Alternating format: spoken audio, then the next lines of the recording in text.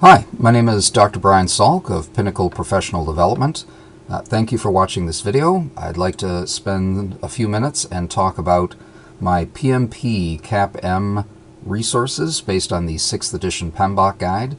The new PMBOK guide, the 6th edition, was released in September of 2017, but the new exam has just gone live. So I wanted to educate REPs, Registered Education Providers, and individuals about these new tools and why I think they are the best on the market. So again, thank you for watching.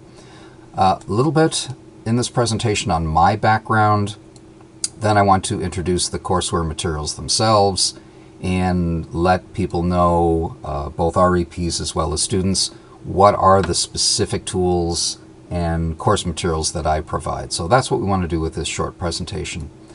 Briefly, my background is I'm the owner of Pinnacle Professional Development. I'm an REP. My organization is an REP 3446, and I've been in the business, Pinnacle, for 10 years, but I've got about 30 years experience grand total as a project management consultant, author and courseware designer, as well as an instructor. I have earned the Worldwide Excellence in Training Award 4 times, and that's an award that is given for the instructors with the highest student evaluation, student satisfaction. So it puts me in about the top 1% in a network of, depends on the year, 2,000 to 2,500 instructors.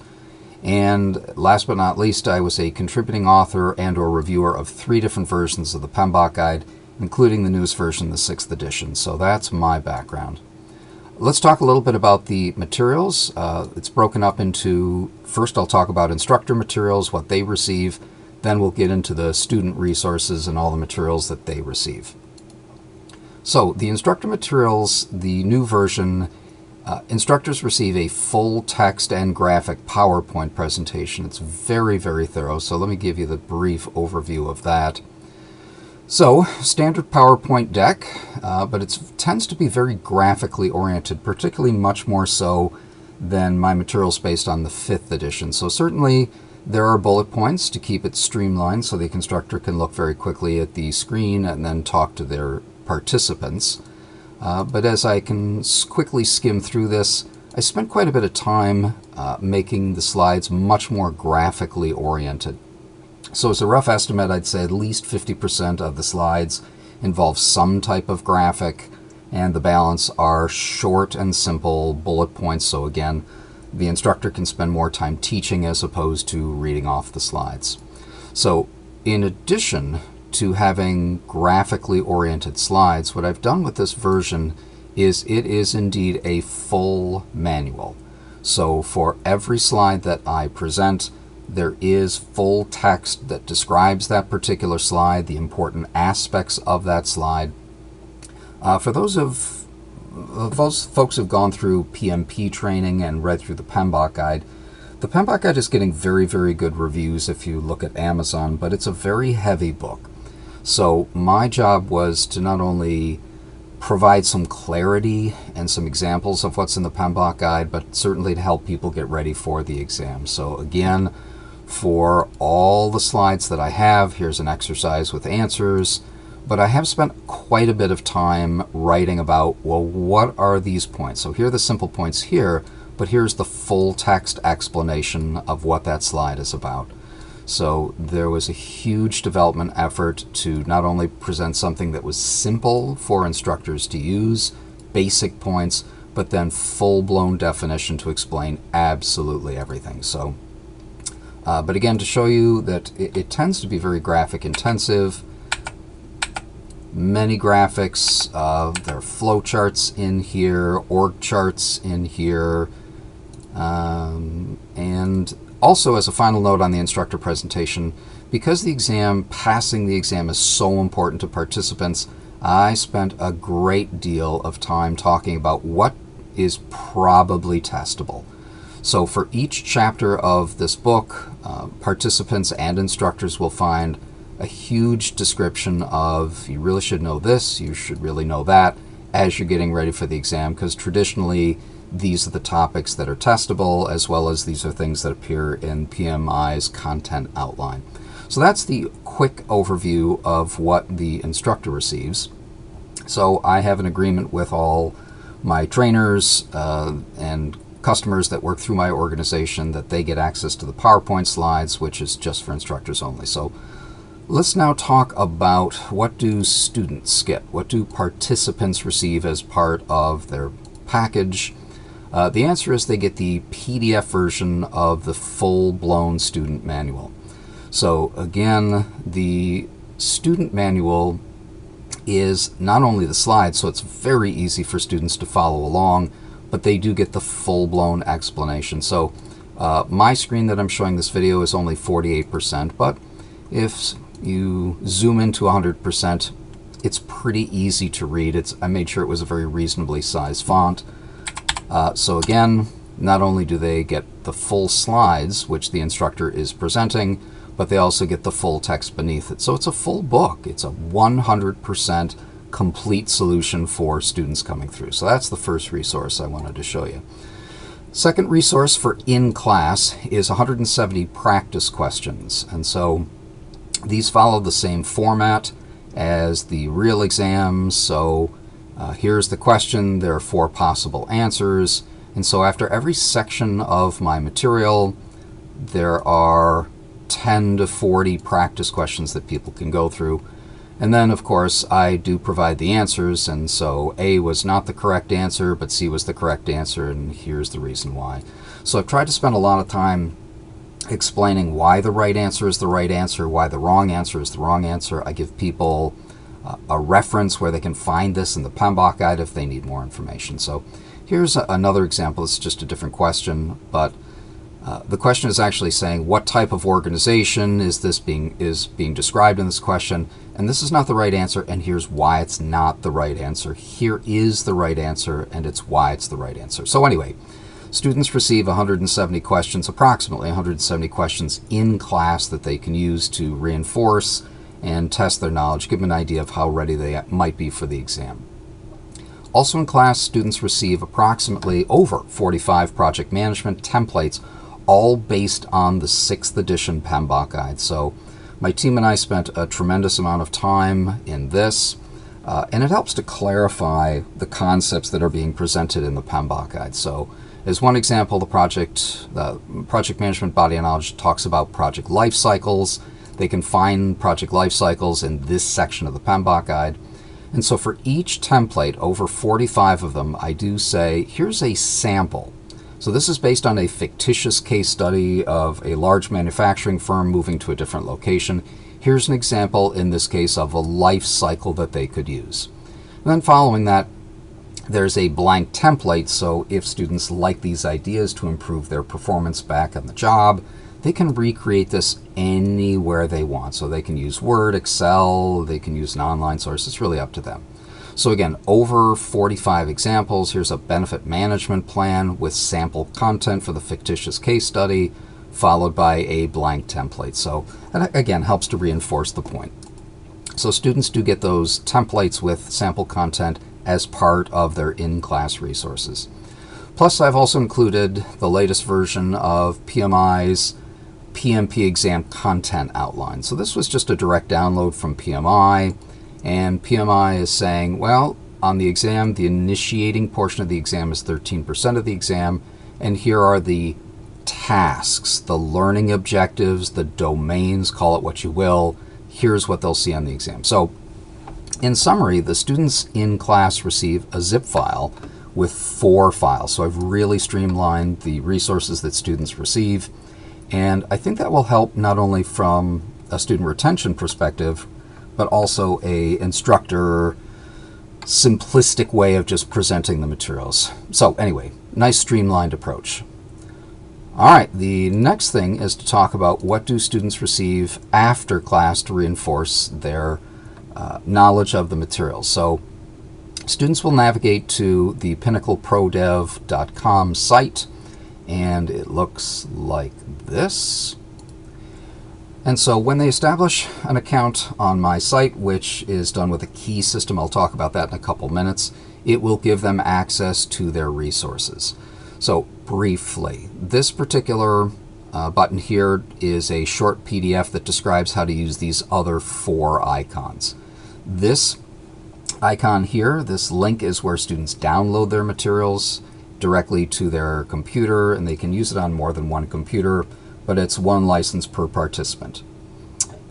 Some of the other files that are available and resources that are available to them include the definition flashcards. So let's briefly take a look at this. Definition flashcards are, if you just think of the concept of flashcards, that's really what they are. So there are over 500 terms taken directly from the PMBOK guide, and then like a flashcard, like a 3x5 flashcard, they say, well, here's a term. What is the definition of this? So once they've gone through the material, they say, well, I think a bid document, here's the definition. They'll describe it themselves. Then they can check the answer to see how close they came. So here's another one. Here's a term. What's the definition of this term? And they'll say, well, I think it's this. So again, flashcards are good because it alternates between terms and definitions. So sometimes the flashcards will actually show the definition, then ask what term it is. But there is more to it than that, and this is one of the things that differentiates my tools from everybody else's. Let's say they're looking at this. Well, this is a definition. What is the term? I'm not really sure. Why don't you give me a hint? And that'll actually turn it into a multiple choice question. So if the person says, well, I'm not really sure, maybe it's this one right here, let me see. Yes, indeed, that is the correct answer. So the next one, give me a hint on this one. So what's the project management plan? Let's say, well, I think it's this one. Nope, it is not. So nope, that's the wrong answer. Here's the right answer. So those are the definition flashcards. Again, over 500 terms and definitions in there. So that is a pretty solid utility. The next utility I wanted to show you was the ITTO flashcards, Input Tool Technique Output. It's a solid tool, not one that I heavily recommend that students spend a huge amount of time on, because the exam, both the CAPM and the PMP, are more about understanding tools and inputs and outputs as opposed to memorizing them. However, you can say, test me on my knowledge of the ITTOs by process group, so initiating through closing, or they can do it for a particular chapter of the PMBOK, a knowledge area, and briefly, it'll just say, okay, what's an output of this particular process? And students can say, well, I think it's these two. And they'll go, well, no, that's not a correct one, but this is a correct one. So it just randomly picks a process. It randomly will pick input, tool, or technique, or output, and students can reinforce their knowledge of that. It also does give them the opportunity to see the full-blown list of all inputs, tools, and techniques and outputs for that process to help them reinforce that. So again, it's a solid tool. It works very well, but I don't recommend it as a huge tool for participants to use, because the test is far more likely to say, what does this mean? What is the purpose of this? What is the benefit of this? What's the definition of this, as opposed to memorizing inputs, tools, and techniques and outputs. All right, but the key tool when it comes to exam preparation is really the exam simulator. And this is where my team and I have spent a tremendous amount of time refining this. But briefly, they can get a random bank of questions. Once again, they can say, well, I just went through the initiating chapter, so I'd like to get questions on that, or I just went through the planning chapter, so they can mix and match that. They can go by chapter of the PMBOK, so please just give me questions on the scope chapter, etc. And then down here at the bottom is the simulated PMP exam. So here's where they can say, give me a test of 10 or 100 or 200 questions. So briefly, let's just do this. Let's say, give me a test with 50. Do I want to check my answer after each question in case they're just learning the material? So we're going to say no, so we see our answers at the end. Do we want to be timed? Yes or no? And let's just begin. So this looks just like the real exam. So here's the question, here's the answer. We're just going to say it's this one here. I can mark this question so I can come back to it later if I want to. And then we'll say, give me the next question. I'll answer A again. And I won't mark that question. Then I'll say A again for this one. And then if I want, I can say, well, show me any questions that I marked and ones I didn't answer yet. And it'll go, okay, that's fine. So here is question 1 was indeed marked. So I can go back to question number 1, revisit it, and go, I think it's this one here. So anyway, let's say we're done with this test. Let's say we've answered all the questions. And what this will do is it will give you an indication of how well you've done by knowledge area. These are chapters of the PMBOK guide. So just assume that this says 12 out of 12. It means that we really understand the integration section pretty darn well. Let's say the schedule is 1 out of 5. We probably need to focus more on that chapter. Let's say the cost was 2 out of 8. We probably need to focus on that chapter more. It also breaks it down by process group, and this is the way that people will see it on the actual exam. So initiating questions, planning questions, etc. But wait, there's more. We can also see absolutely every single question and every single answer. And again, one of the benefits of my software is it does provide full explanations. So RACI chart was not the correct answer for that particular question, and here's why. The business case was not the correct explanation, and here's why. The charter was the correct answer, here's why. And here's where you can find it in the PMBOK guide in case you're a little fuzzy on the concepts. Participants also have the ability to submit a comment. They come directly to me. So if they say, well, Brian, you're saying it's not a scatter diagram, but I think it is, they can actually write directly to me, and I review every single one, and I'll give them a response. And so that is the exam software.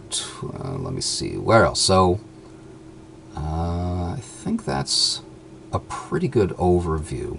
It does score them. It keeps track of their scores, so they can actually see the last 10 tests that they've gone through, and they can see that their scores are improving or maybe not improving over time, just depends on how they're doing. So again, it's a very solid tool. It's been refined over the last 5 or 6 years, and it has over 1,000 questions in the database, and I'm adding as time goes on. All right, so those are the online tools. We talked about those. Some things that I'm working on partnering with other organizations is some additional test questions that are quote-unquote really hard situational type questions. Now, I have quite a few of these in my database, but I'm always a proponent of if there's another author who writes really good questions, I always try to get some of those and create a license agreement with those organizations, because I'd like people to get to the diversity. Even though my questions I think are incredibly solid, I like having diversity, and I don't have a problem with that. Actually, I like that approach. So anyway, I'm working on some agreements to purchase some questions from other organizations, plus I'm in the process of negotiating and or creating my own flow chart of all these 49 processes in the PMBOK guide. So that is an in-development project that I'm working on, but the general idea is for each process on this one very large flow chart, participants can see the flow of the processes, which is something that people have been asking for years. The PMBOK doesn't do a perfect job with that, so it would be a very, very value-added supplement. So I'm looking to include that sometime in the next 30 days. And so by the time we reach April, the end of April or so, that should be in place as well. All right, let's finish up ordering information. If you are interested in the resources, all you have to do is contact me, but I use a key system. So when participants are new to your class, they navigate to the website, they establish themselves as a new student, they get a key, and the key will unlock the resources. It's a very common system. A lot of companies use this. And again, so when they redeem their key, that will give them access to the tab with all their resources. So the basic idea is students get a 6-month subscription. Again, instructors are free. And you contact me directly to purchase keys. So you can buy whatever you need, 5 keys or 10 keys or 100 keys. If you are going to do a large purchase for, let's say you need a lot of keys over the next year, then we can arrange something very simple, like I can get you a list of 100 or 200 or 300 keys, and then you just redeem them as you go along, and I bill you appropriately for those keys that are redeemed. So it's very streamlined, it's very simple. I like to keep my internal sales processes as lean as possible. I hope that's a benefit to your organization as well. Feel free to reach out, contact me. Here's my email address. It's brian@pinnacleprodevprofessionaldevelopment.com, and my phone number is right there, and that is it. So again, I hope you find that my resources are the best on the market, the most comprehensive. I've been helping people get trained and certified in the PMP for very, very close to 20 years at this point in time. So I've invested a very, very substantial amount of time and money developing these resources. They should maximize the likelihood of people passing the exam the first time.